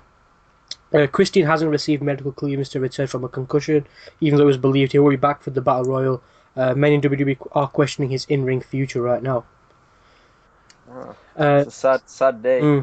The Shield vs. Kane and New Age Outlaws was the 6-man tag match at WrestleMania, which had to be cut short, lasting almost 3 minutes. The entrance had to be cut short, as Arif said. The Shield rudely interrupted New Age Outlaws. That was done, so they could save time. And obviously, we did that to make sure there was enough time given to the remainder of the card, where matches obviously had something on the line. Contrary to reports, the match wasn't cut short due to Billy Gunn's injury. The match length was finalised before they went out. Due to the double powerbomb here, Billy Gunn suffered a burst blood vessel. So hopefully he does recover soon. Internal bleeding. But I think that's it for the New Age Outlaws anyway. While it hasn't been confirmed, it is expected that Extreme Rules the Shield will take on Evolution. The angle was set at the conclusion of Monday Night Raw. It will be temporary if done, and it will be done to put the Shield over. At this time, Ric Flair isn't expected to play Raw, but instead Kane could team up with Evolution, whereas Daniel Bryan could team up with the Shield in a potential 8-man tag team match. John Cena vs Bray Wyatt rematch is also rumoured to happen on the same night. In regards to the potential 6-man tag or 8-man tag team match, they are touting a War Games stipulation. Oh, what? Finally. Whoa. War Games. Really? Yes. Triple H wants it. Triple H wants it. Triple H will get it. It could happen. Obviously, in the past, they've wanted it. Vince McMahon had always shot the idea down. If it's going to happen, this is probably the most likely. War Games is a very classic stipulation match. And it's a very classic main event and match. you need a lot of space for that as well, don't you, really? Oh, 2 rings. So, yeah. If it does happen, it should be that interesting. It definitely defines the extreme aspect of Extreme Rules, which usually isn't extreme. So, yeah. Oh.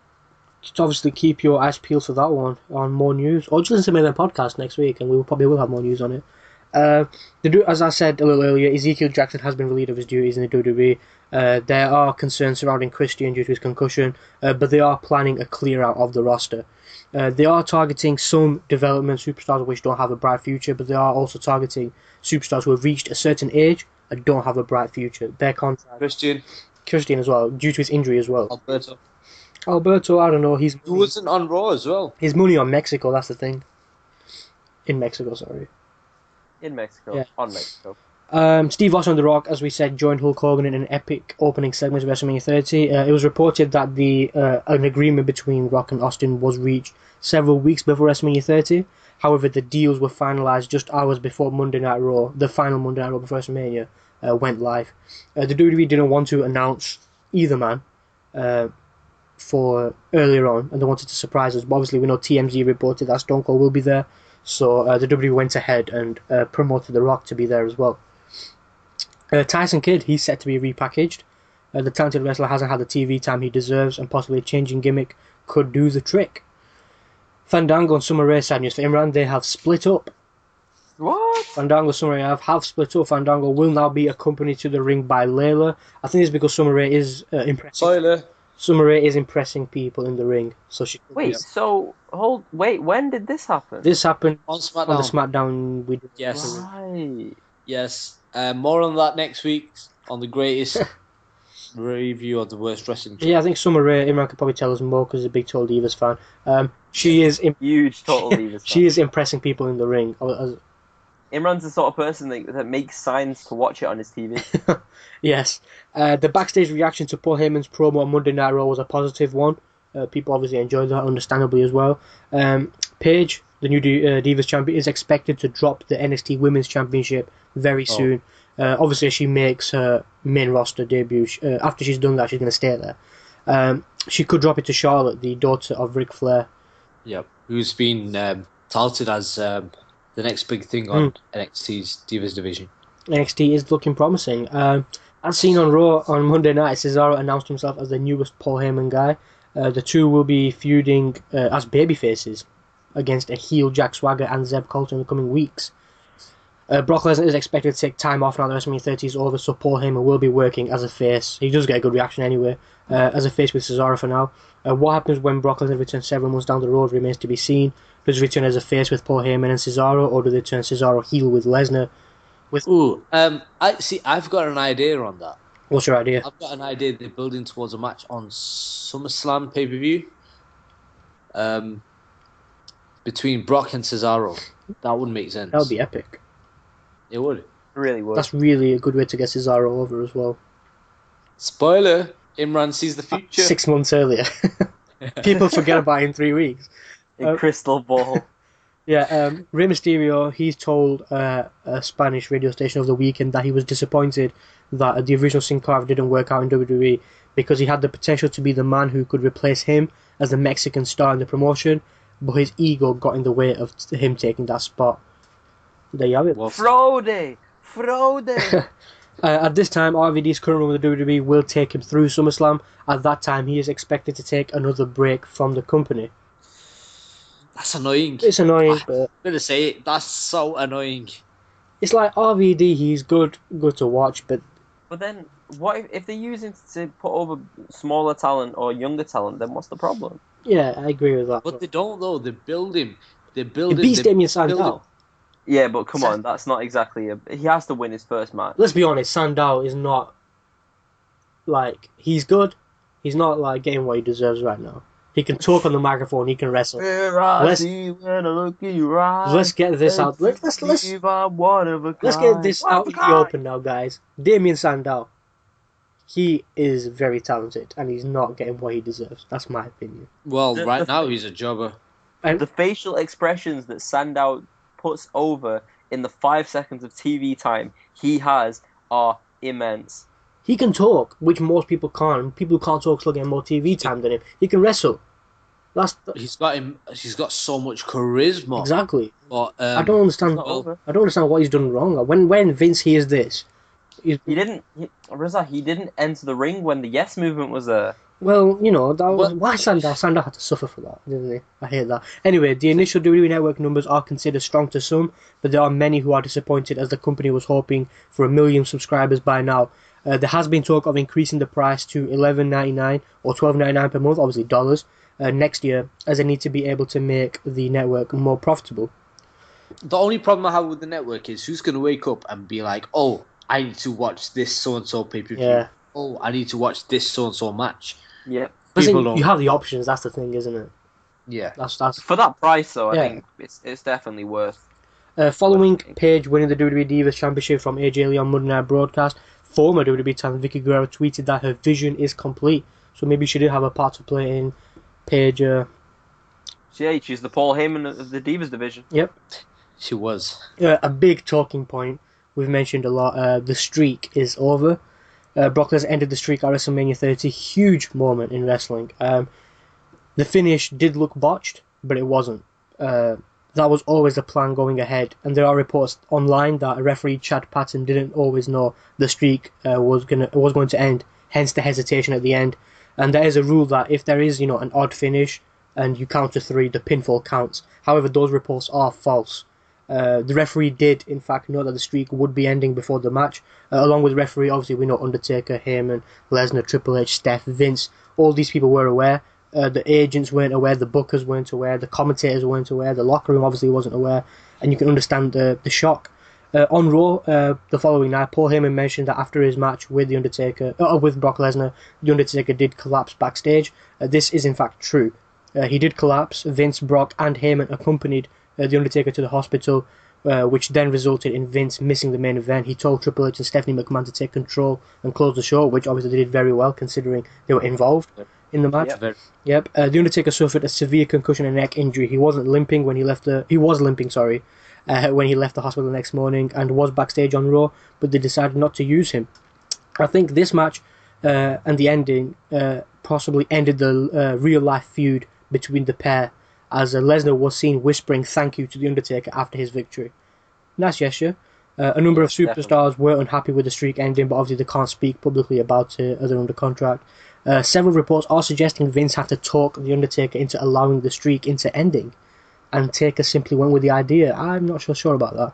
But obviously someone with so much power and so much respect backstage would have a say, don't you think? Yeah, of course. Yeah. I mean, I don't think it would have ended if The Undertaker truly didn't want it to. Exactly. End. Obviously, we said The Undertaker previously wanted Lesnar to end the streak, and it wouldn't have ended without The Undertaker's blessing. Especially if he wanted Angle to end it, he wanted Orton to end it, he wanted Lesnar to end it in 2010 when he went to his fine UFC and he called him out. But yeah, I think The Undertaker did want Lesnar to end it. He has ended it. And at the minute, it looks as if his career is in fact over. He really didn't look too good. But with The Undertaker, I'm not promoting this, but Stone Cold's podcast, he's supposed to have an interview with Undertaker there as well, which should be interesting. So if you listen to any of the podcasts, listen to his. And After Hours. Of course, any other. WWE interviewed the infamous shocked Undertaker guy. I'm guessing you know what I'm talking about. Yep. Everyone that tuned into WrestleMania 30 this past Sunday would have heard of this man or seen his face posted on social media. His name's Ellis Mbeh. I don't know how you pronounce it. He has taken social media by storm. Pardon? Ellis Mbeh. Ellis Mbeh, we'll go with that. He has taken social media by storm after his shocked expression at the Undertaker streak ending, with memes and jokes aimed at him. But the WWE did manage to catch an interview with him. Surprisingly, Ellis wanted Brock Lesnar to end the streak. What? I was laughing as well. He's a big Triple H fan, and he wanted the game to defeat The Undertaker in the matches he had with him, and obviously we know he failed. He mentioned in an interview that he just expected The Undertaker to win. So understandably he was shocked that Lesnar walked out the victor, which it's pretty good. But yeah, WWE did, let him meet his hero Triple H. He was crying as well, which was... Well, that's not weird. No, that was last year. You met him last year. Pardon? You met under Triple H last year. He was Access this year. He was on the set as well. So, yeah, because he met... Are we talking about the same person, Imran? The shock guy. He met Access. He met Triple H at Access, but last year. They've just posted that video, on... It was before WrestleMania 29. Are you sure? Because WWE.com Yes. posted it, straight after WrestleMania 30, that he's met. Yes, I swear it was before WrestleMania 29. Well, I guess it's something for us all to look over Yep, and see who was right. Find out next week on the podcast. WWE began selling new CM Punk branded merchandise during WrestleMania 30. What was this about? Punk essentially breached his contract by walking out of WWE, we know that, which would allow the company to sell their existing merchandise inventory. As for new content being produced and sold, why he isn't active, that's a bit different. There's no word on whether he is receiving a cut from the merchandise, but he is receiving paychecks for the remainder of his contract per usual. Steve Austin mentioned that he didn't take... But surely he breached... Sorry to stop you there, but surely because he breached his contract, he doesn't get paid. But they're still giving him his paycheck for the remainder, but not his merchandise. Obviously, he's... So what you're saying is you could technically get signed to the WWE for 2 years. Yes. And then just leave and get paid for every single week. Well, I you're wouldn't not say there. that. No, I'd say if you name CM Punk, you can, because even if he's sitting at home, the guy's making money. He's still, I think, number 3 in merchandise being sold. So, kind of says Fair it all. enough. Steve Austin did say that when he walked out, he didn't make any money from merchandise. That being said, obviously, the company didn't produce any new Austin merchandise during his hiatus, whereas WWE are still producing new Punk merchandise, whether that's giving Arif a glimmer of hope. He could still return at WrestleMania. We'll see. While Vince McMahon is still in charge backstage, Stephanie and Triple H have been taking on a bigger role and they're being viewed as leaders than ever before. The two had a lot of control of booking WrestleMania 30. Obviously, Vince won't step down, but many WWE believe the company is going through a transitional period behind the scenes right now. Speaking of Vince, he was said to be very shaken up by the death of the Ultimate Warrior. Understandably. Sting has indeed signed a deal with WWE. There's no word yet on details regarding what role he will play, but he is scheduled to be on TV, but not right away. If you saw his appearance at WrestleCon over the weekend, he did have a brief moment on stage where he did say his new favourite number is 31. Whether that's WrestleMania 31, we'll see. It's said that the deal has been close to being done for a while now, but it has been officially signed. Sting assumed that he would work with The Undertaker, which many expected, but that's up in the air now with Taker's future now in question. The deal includes Sting being on television, whether that's a regular character or just to build for one match at next week's WrestleMania, that's not clear. He obviously won't be a full-time wrestler being 55 years old. Late at night, April 2nd, during WrestleMania week in New Orleans, as Imran pointed out to me, and I read up on this, Damien Sandow was going up to homeless people and handing them all $10 bills. He was seen by several fans handing out money to homeless people on the streets. Obviously, this is not something he did for cameras or publicly, because he didn't say anything about it on social media. It was quite late at night as well, and basically he didn't want it to be publicised, obviously because of his gimmick as well. And that's really nice of him, so kudos to him for doing such a nice thing. Arif, do you have any nice words to say about Damien Sandow? Yes. What is this word? It's always good to help those in need. Well done, Damien. Doesn't make you a better wrestler. He's a brilliant He's a great man. He's a great man, but right now he's... brilliant superstar. He's terrible wrestler. Future WWE World Heavyweight Champion. He's not... After Bo Dallas and Adam Rose come up to WWE's main roster, you might have seen their promos on Raw. The next NXT stars in line to come up are Sami Zayn and The Ascension. Obviously, they're rumours, but keep an eye out for them. Sami Zayn. Sami Zayn, there was a segment on SmackDown, which Imran obviously going to review this week. Spoilers. It was, as in, it's not spoilers because it's not going to air, because it already airs in Australia and stuff. John Cena did an interview jokingly in the style of the Ultimate Warrior. This obviously was done before he passed away, and now they've had to edit that off SmackDown broadcast out of respect for to Warrior. Representatives from I hate seeing that. Indianapolis, Columbus, Toronto, and Philadelphia have all met with WWE officials over WrestleMania weekend in regard to potential WrestleMania locations. Columbus pitched the idea of holding it at Ohio Stadium. That holds 102,329 people for football. That's for football. Still, there will be a massive attendance if they do have it there. Santa Clara is already set for next year. Dallas is expected for 2016.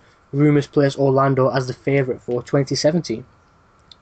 Monday night's edition of Raw will be a tribute show for the Ultimate Warrior. WWE will pay tribute to Warrior's memory and legacy on the show. Considering we've talked a lot about TNA, I'll just mention the names. I wasn't going to, along with contracts of Christopher Daniels and Frankie Kazarian, whatever his name is, ending in the next few weeks. Kurt Angle is next on the chopping block. His deal with TNA is set to expire in August or September. The feeling backstage is that he has said all the right things in order to get back into the WWE. However, WWE hasn't had very much interest in re-signing him. They're also worried that Angle couldn't even pass a physical, which is required to work for the company now. Of course, Jeff Jarrett's promotion are looking for talent, so it's possible Kurt Angle may end up there. But I remember people telling me he did some diving moonsaults off a cage like a few weeks ago, so I'm guessing he still has a got it. Something on. Got it. You suck. We want him back. I want him back at least once. At this time, the plans are for the Andre the Giant Memorial Battle Royal to return next year. The plan is for the match to become a regular attraction for the WrestleMania event, much like the Money in the Bank ladder match was previously. The New Age Outlaws are likely finished on WWE TV, at least for a while. They will not return to the ring anytime soon. WrestleMania 30 was the end of their recent run. Both Road Dogg and Billy Gunn, they do have full-time jobs with the company. Road Dogg is an agent for the live shows. Billy Gunn is a trainer at the WWE Performance Center and NXT. They've been handling their jobs, normal whilst working in the ring. They were originally rumored to remain in the title scene when they dropped the belt to the Usos. However, the decision was made to remove them from the multi-team match and team them with Kane against the Shield. The loss, along with Gunn's injury, shows that the two are probably finished. As I've said, they will go back to their regular positions for the time being.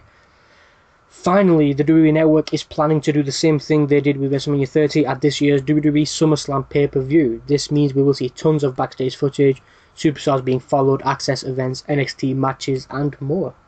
And all stuff that we won't get to see because we live in England. There is a way of doing it, but it's not obviously legal, so we won't. Oh, yes. We don't advocate you going online and searching for streams. It's not even that, but yeah, that is the news. Obviously, what is it not? No, we will talk about it once this goes off the air. Yes, I think we definitely should. Show. And yes, and that is the news. Obviously, apologies for the length of this, but you can understand with it being such a busy week. WrestleMania, Raw, Access, SmackDown, and obviously, unfortunately, the Ultimate Warrior's death. It was a busy week, and that is the news for this week, guys. Apology accepted, Rizla, because now it's time for the eagerly anticipated theory of the week. And as we all know, I was 90% right with my theory last week. Okay, 91% right with my theory last week. But I definitely had help with the theory this week because a lot of this. You're welcome. Theory came from Imran. Oh. Let me explain, okay. Please.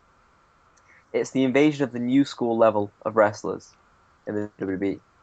Coming out of WrestleMania, we saw Cesaro get ridiculously over by body slamming The Big Show, The Undertaker basically being retired, The Shield making light work of the New Age Outlaws and Kane, Bray Wyatt coming off strong against John Cena, and Daniel Bryan defying all the odds to capture the WWE World Heavyweight Championship. Now, this was amplified at Raw, with debuts from Alexander Rusev and Paige, the latter of which defeated the longest reigning Divas champion in WWE history to become the new Divas champion. Promos for Adam Rose and Bo Dallas occurred too, with debuts for Sami Zayn and The Ascension supposedly imminent.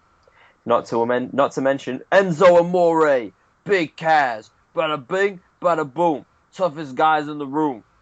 You missed soft. When the moon hits your eye, You can't interrupt yourself. like a bigger pizza pie. Oh, Unlucky. you interrupted me. That's Amore. That's Amore. Arif, 1 minute. I heard the start, but I'm sure I won't take credit for it. I'm sure I mentioned that to Imran. But yeah, continue. Go ahead. Nope, Imran said it to me. Eyes. That's all that matters. Now, this all adds to the current list of more established newcomers such as Big E, Fandango, and Dolph Ziggler. To emphasize this point, all you have to do is look at the current champion list in the WWE. And again, credit to Imran and Imran only for bringing this to my attention. Yes. The WWE World Heavyweight Champion, Daniel Bryan. The Intercontinental Champion, Big E. The US Champion, Dean Ambrose. The Tag Champions, The Uso. And the Divas Champion, Paige. It truly is a new era in the WWE, but I disagree with Triple H's viewpoint on it. It's not the reality era. No. It's the NXT era. You're welcome. Yep. And you know what? I would agree with that. I really would. This is a new breed. Well, you have to, because you told me about it. Yeah. And I would agree with you. It wouldn't have happened if it wasn't for you. I would agree with you. It's all because of Imran and his standpoint. He is very right on this. And his long phone call with me the following the night after WrestleMania. See, if it was in text or email format, then you could have proved it, but you've just shown that you can't prove it. It's fine because I did write an article on it. Cheap plug. Oh, damn it. How the NXT has successfully taken over the WWE. Imran, how do you delete articles? You contact the website and you say he... Go to www.stitcher.com/tme-podcast.com /Rosa-Kazi/givemesport.com. Yes, that's exactly... /delete, obviously. That's exactly what you do. Yes. Yeah. I don't know if anyone missed that. It's Rosa-Kazi. I agree with Arif. The NXT era has begun. They have successfully taken over the WWE. The old guard are fading to the back. Yes, and it's good because look at the likes of the Shield, Daniel Bryan leading the charge. I mean, these are true main eventers. Big E, he's been a bit of a stale champion, but that's no reflection of his talents. He is a talented guy. He's a what it is? It's difficult when he faces one person because it ain't enough. He needs 5. I think you've already got Bo Dallas video promos airing now. Believe! Adam Rose as well. So quickly after being guys. packaged from Leo Kruger. Hey, I'm going to mention one. I wouldn't call them a group. I would call them a family. And that is what NXT could do. The Wyatt family. Oh, because I was confused there. Yes, Husky Harris. There was a time he was called Husky Harris. Now, that wasn't great, but he went back to NXT, and what NXT did for him was make the Wyatt family, who are immense, the highlight of Raws. Agreed. Harris is dead. Agreed. But if we do look at what NXT can provide, Imran is our NXT, whatever you want to call him, expert. Correspondent. I like that. Obviously, we know more and more talents are going to... Amore. No. It's your eye like a... No? Sorry. Well, you would just wait. There might be a moment where you need to. Obviously, with the NXT correspondent being Imran, he probably has the most knowledge on NXT. We know there are going to be more and more NXT stars being called up to the main roster. In another article I wrote, predicting the next 5 NXT graduates, I've picked out 5 superstars which I think can or will be next in line to make an appearance on the main roster. And Ari, feel free to jump in whenever you want. I will. Have your say. You will. The first one I picked out was Aiden English. Oh. When the moon hits your eye like Aiden English. Aiden. Oh, sorry. Yep. He's incredible. He's incredible in the air. He's the current NXT champion at the moment. No. Aiden English. Damn. You're not talking about Adrian Neville? Not Adrian Neville. I think Adrian Neville is someone they'll need at NXT because he's a good champion. And again, NXT will probably suffer. Aiden English is the guy who comes out singing like if he's on Broadway. Yes. Yeah, as in, he's like when you look at him, you think he's like a 19th century Ben brawler than an actual WWE superstar. He's unique. Yeah, he's actually a recent addition of NXT, and he's going quite well. I mean, the fans love him, even though he's a heel. But he's good. He's awesome. I think he relies on his gimmicks too much. Arif, your thought? That's the negative I would have. He has a cool name. Brilliant. The next man, he doesn't get hyped. He stays hyped. Mojo Rawley. And the moon hits Mojo. your eye like... Mojo Rawley. Oh. Yeah. Sorry. Imran? The next John Cena. There you have it. Exact what I was thinking. It's watch him. Very. I will out Google it. like the Ultimate Warrior. He runs out. Very He energetic, goes isn't he? And then he runs out. It's athleticism as well, which obviously works for him. He's big, he's quick, very energetic. He's charismatic as well. Tyler Breeze, the man. When the Tyler moon Breeze. Tyler Breeze. Put it this way, he's very egotistical. His Twitter handle is gorgeous. So it kind of says it all. Yeah, he wrestles like Fandango. Mm-hmm. He reminds me of Fandango, but instead of dancing, he takes pictures of himself. Master of the And selfies. tag team opportunity. In the back, Titantron, he actually has a live feed from his phone of his face. And it just goes to show how egotistical he is, how self-centered he is. He's good, and he has a very squeaky voice. You know the one thing I like about Tyler Breeze is What's that? when, even if his match is not next, the announcer still says Tyler Breeze has entered the building. Yes. And his match could be an hour later. Yeah, he comes across as a superstar. Yeah. He really does. There are rumours he he's could good. be debuting very soon. Nice. That's Compared to the rest of NXT. that's not my I'm opinion. not That's so- not my opinion. Apparently, we'll be seeing him on SmackDown very soon. I'm not too convinced, to be Have honest. fun with that, Imran. Sami Zayn. Alright, Sami Zayn. When Sami Zayn. the- Sami Zayn. My favourite superstar, not just NXT superstar, just superstar. My favourite guy WWE employs. Sorry. He is immense. He is the former El Generico. Yes. Generico? Yep. He's awesome. He's brilliant. Brilliant. But wouldn't you say if he gets called up, there's no one else to replace him convincingly? Because No, he's not really. No. solidified. I mean, NXT, the whole point of NXT is to develop these superstars. And that's exactly what happened when the Shield, three of the biggest stars NXT had, went up to Raw. Big E, their champion, went up to Raw. Now we don't have Leo Kruger, Adam Rose, Bo Dallas moving up, Alexander Rusev. But you know what? It's They're going Rusev. to replace them with developed superstars. It's Rusev. Rusev. That's Rusev Ochka. Rusev Ochka. finally, if Arif wants to listen, what does that say? Enzo Amore. Yeah. Oh. Enzo Amore. Yeah, he's quite good. Oh, we're really doing this? Really? Imran Enzo Amore. He's good. He's decent, isn't he? He's I'll just sing it. When the moon hits your eye like a big pizza pie, that's amore. And there we have it. Obviously, the Ascension are also. Bells would ring, ding-a-ling-a-ling, ding-a-ling-a-ling, ding-a-ling-a-ling, That's a new one. Peekabella. That's a new one.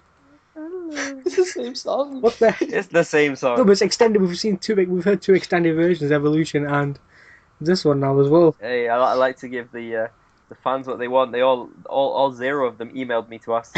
So. And yeah, obviously the Ascension are rumoured to be moved up soon as well, so that remains to be seen. And guys, with WrestleMania over, with the reset show of Monday Night Raw over, it's time to say goodbye, and we'll see everyone next week. Yeah, thank you for sticking out on this. It is a very special week in WWE and a very special podcast as well. And isn't it a testament to NXT where we end the show in our main event of the show on the NXT superstars? Exactly. Yeah, it really is a bright future. Really is a bright future. Exactly. It really is. And with that, we hope to see you next week. Remember, keep giving the thumbs up, likes, comments, downloads, recommendations, Twitter, talk to Ive through email, so he can stop having conversations with himself.